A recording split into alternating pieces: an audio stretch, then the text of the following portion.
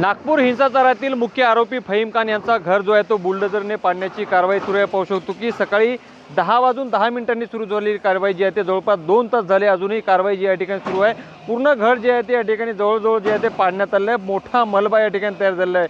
2 माळ्याचं असलेलं फहीम खानचं जे आहे ते या परिसरातील जो घर आहे, आता महानगरपालिकेने अनधिकृत असल्याने जे आहे ते पूर्वी नोटीस दिली आणि 24 तासाचे आदेश जे आहे ते दिले होते। त्यानंतर जे आहे ते घरातील सगळं साहित्य फहीम खान यांच्या कुटुंबियांनी बाहेर काढलेलं होतं आणि आज सकाळी 10:10 ही कारवाई सुरू झाली। जवळपास 2 तासाहून अधिक वेळ जी आहे ती कारवाई चालल्यानंतर फहीम खानचं घर जे आहे ते पूर्ण नास्तो नाबूद जे आहे या ठिकाणी करण्यात आलेलं आहे।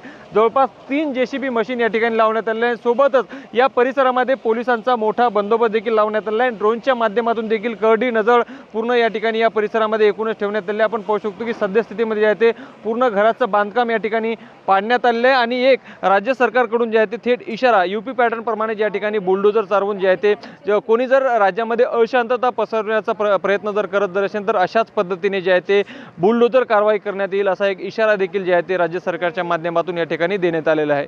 लोकशाही मराठी करता मी ज्ञानेश्वर पवार, नागपूर। लोकशाही मराठी ऐका, पहा, जागरूक रहा।